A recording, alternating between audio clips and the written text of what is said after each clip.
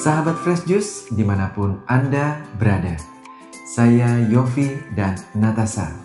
Pada hari ini kita akan mendengarkan renungan Fresh Juice Rabu 24 September 2025 bersama Romo Albertus Joni SCJ dari Palembang. Selamat mendengarkan.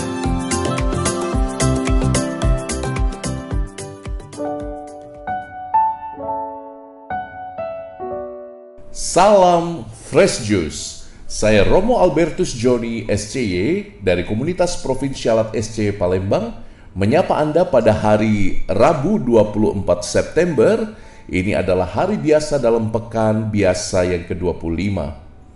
Injil hari ini diambil dari Injil Yesus Kristus menurut Lukas bab 9 ayat 1 sampai 6.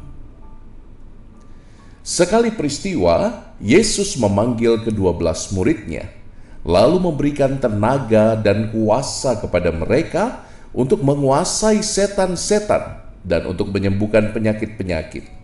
Ia mengutus mereka untuk mewartakan kerajaan Allah dan menyembuhkan orang. Yesus berkata kepada mereka, "Jangan membawa apa-apa dalam perjalanan, jangan membawa tongkat atau bekal, roti atau uang, atau 2 helai baju. Apabila kalian diterima di suatu rumah, tinggallah di situ sampai kalian berangkat dari situ. Dan kalau ada orang yang tidak mau menerima kalian, keluarlah dari kota mereka dan kebaskanlah debunya dari kakimu sebagai peringatan terhadap mereka. Lalu pergilah mereka menjelajah segala desa sambil memberitakan Injil serta menyembuhkan orang sakit di segala tempat." Demikianlah sabda Tuhan.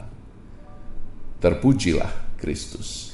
Romo Yus dari Opera Samadhi, Keuskupan Agung Jakarta, pernah menceritakan kejadian lucu ini.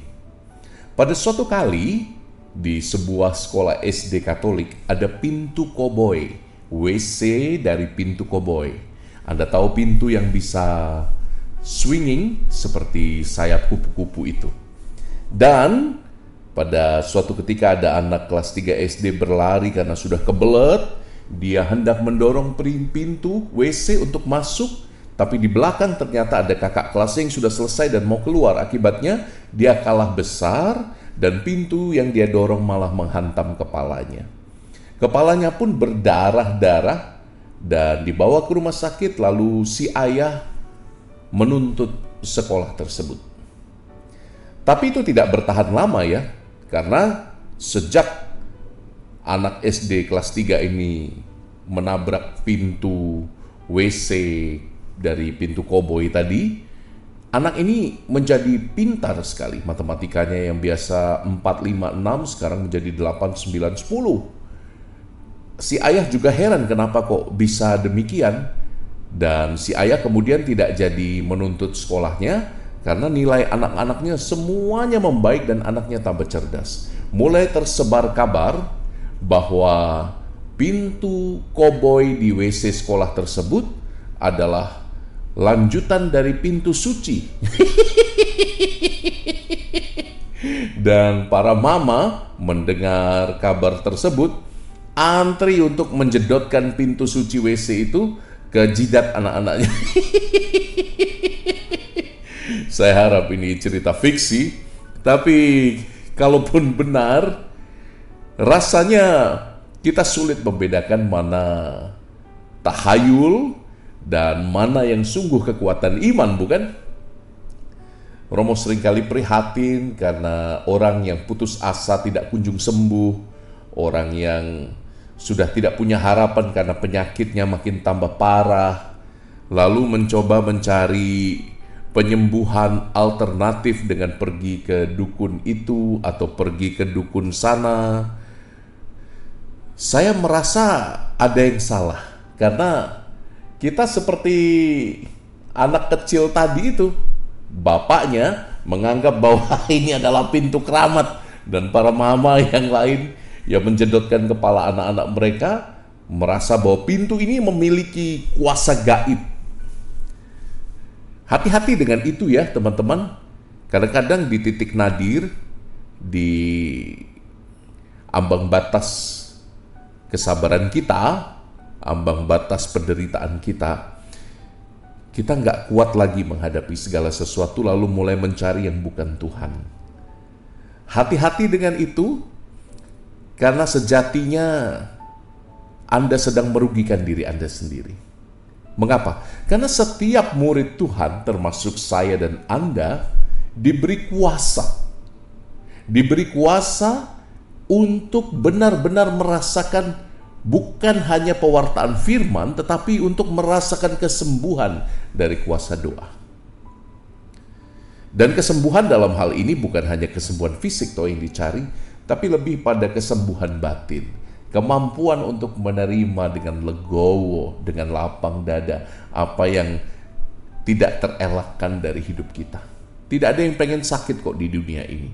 Semuanya ingin sehat, segar, bugar, tapi ada kalanya Tuhan menjadikan sakit kita itu kesempatan untuk memurnikan iman. Maka alih-alih mencari dukun, mintalah doa kepada para imam, mintalah doa kepada para suster, frater, bruder yang kau kenal. Mintalah doa kepada saudara-saudara satu komunitas gereja dengan mengarahkan doamu, dengan mengarahkan pengharapanmu di dalam Tuhan. Mudah-mudahan kita terhindar dari bahaya tahayul ini dan tahayul itu. Saudari-saudaraku yang terkasih, karunia penyembuhan adalah salah satu yang sejak lama diceritakan dalam kitab suci. Dan kalau engkau disembuhkan karena doa-doa orang beriman, puji Tuhan, doa orang beriman kuat kuasanya. Berapa kali Romo mengalami umat yang datang berterima kasih, oh banyak sekali. Romo terima kasih, adorasi kemarin menyembuhkan. Romo terima kasih setelah didoakan kanker saya hilang. Romo terima kasih terutama setelah sakramen minyak suci, minyak pengurapan. Terima kasih Romo, kemarin badan-badan saya semuanya dipulihkan. Berapa kali Romo mengalami kesaksian seperti itu. Tapi ada kalanya sekali lagi Tuhan meminta kita memanggul salib. Dan bukankah itu yang paling penting? Injil hari ini bicara tentang para murid yang diberi kuasa, tenaga untuk mewartakan dan menyembuhkan orang sakit. Maka untuk Anda yang sehat dan segar, mari ringankan beban salib teman-teman yang sedang sakit. Anda harus punya iman, Anda harus punya keyakinan bahwa doamu meringankan salib teman-teman yang sedang sakit. Ada yang hilang deh perasaan dari budaya mendoakan orang lain ini ya. Kita sekarang ini seperti mindsetnya sudah di brainwash, sudah dicuci otaknya dengan keyakinan bahwa pertolongan medis itu hanya satu-satunya pertolongan yang bisa diberikan. Dan kalau dokter mengatakan, oke, ini udah kemungkinan hidupnya tinggal 10%, you dengan mudah percaya pada dokter. Padahal doa punya logika sendiri juga. Romo tidak hendak mengatakan bahwa kamu jangan dengarkan dokter. No. Dengarkan dokter, taatlah padanya, dan usahakan pengobatan yang baik, tetapi jangan lupa untuk menyerahkannya juga pada kehendak Tuhan yang paling indah. Mintalah karunia penyembuhan. Doakan orang-orang sakit. Doakan dan gunakan karunia Roh Kudus yang tinggal di dalam dirimu untuk memohon karunia-karunia penyembuhan bagi orang-orang yang sakit. Minimal kehadiranmu sudah membuat mereka ringan sedikit. Jadi, mari kita buat niat hari ini coba kunjungi orang sakit. 1, kalau tidak bisa 100. 1, kalau tidak bisa 10. Kunjungi orang sakit, kamu doakan mereka, dan jangan lupakan juga kekuatan sakramen minyak suci. Minyak suci itu diberikan, sakramen minyak suci diberikan bukan hanya untuk orang yang sudah menjelang ajal, enggak.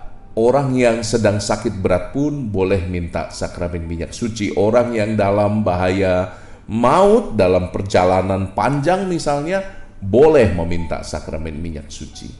Mintalah, ya. Dan kita lihat bagaimana kuasa doa bisa meringankan salib sesama kita yang sedang berjuang. Saya Romo Koko memberkati engkau. Setelah mendengar renungan ini, jangan cari pintu koboi dan jangan jedutkan dahimu ke sana. Bedakan mana tahayul dan mana kekuatan iman. Saya Romo Koko memberkatimu dalam nama Bapa dan Putra dan Roh Kudus. Amin. Tuhan Yesus sayang padamu. Sahabat Fresh Juice, kita baru saja mendengarkan Fresh Juice Rabu 24 September 2025. Terima kasih kepada Romo Albertus Joni untuk renungannya hari ini. Kita berjumpa kembali dalam Fresh Juice edisi selanjutnya. Salam Fresh Juice.